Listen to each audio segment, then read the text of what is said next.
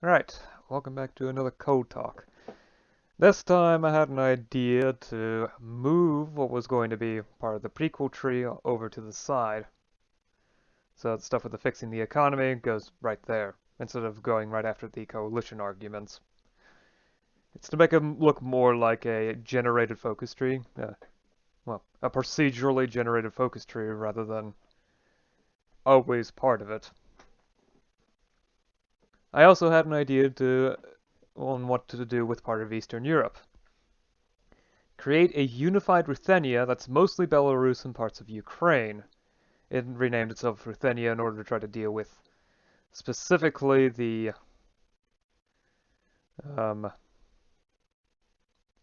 Ukrainian nationalists.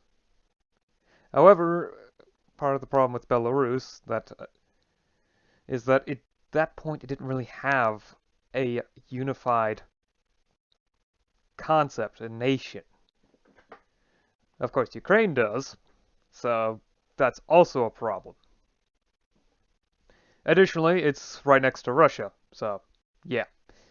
And and the status quo is very fragile, so if anything goes wrong, it will go wrong. Of course, in order to make sure that it works, I had to create the country from scratch, so yay. I've also started working on France further, importing history ideas from the original vanilla files, which is good. And I started working on Rhineland as well. I was doing this because I had run out of ideas on what to do for the focus tree. But yeah, now we're back to it. So it's still the concept of a prequel tree, as in parts of this stuff has already been done. Decisions have already been made by the coalition on what to do. For example, in this case, what we're seeing is the economic tree. This is the recovery from the global effects of the Great Depression, specifically what happened to Germany. The path chosen is to start reindustrialization, rather than the agrarian subsidies that Centrum promotes. So this is favoring the Navo side of the coalition. Basically, at the start of the game, the country has managed to fully recover from the Great Depression in so that the economy is at about the same state as it was just before, which is still pretty bad, but it's better than nothing. There's also another tree in which military reform has been begun, as well as a tree that had another tree, the third tree, which is political adjustments, in order to change around the government to the favor of both the Navos and Centrum. Only the first focus of that one is done because that is mostly in the realm of the player itself. At least that's how I plan it. With military reform, it's partially completed. The first phase of the economy tree is completely done. The second phase of the military tree is only partially done, with the major decisions already done. So for the military tree, there were two specific choices. Either exploit a loophole in the Treaty of Versailles that Germany did it historically, this favors the Navos, or go ahead and maintain the point of the Treaty of Versailles by focusing on a highly specialized small force, as well as tractor experiments.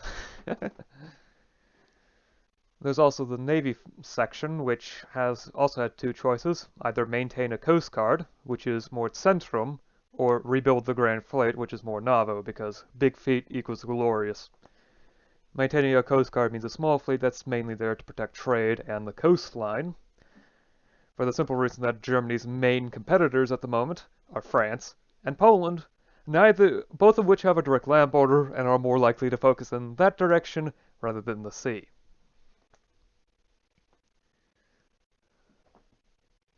If so, yeah, at the last moment you might have seen the little thing at the end where, yeah, there's a rethinking our doctrine.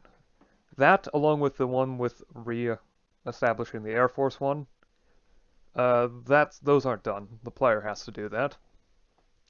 Anyway, after that, I started thinking, you know what? I don't have many more ideas, but what I can do is try to fill out the descriptions, at least with of the various ideologies, at least with placeholder text to explain the theory. So I've gone through and perhaps added a couple sub-ideologies just for completeness' sake, and written in descriptions trying to stay as ideologically neutral as possible, although sometimes I couldn't help but add in a joke. For example, the old joke of socialists being highly contentious and left-wing unity being a mean.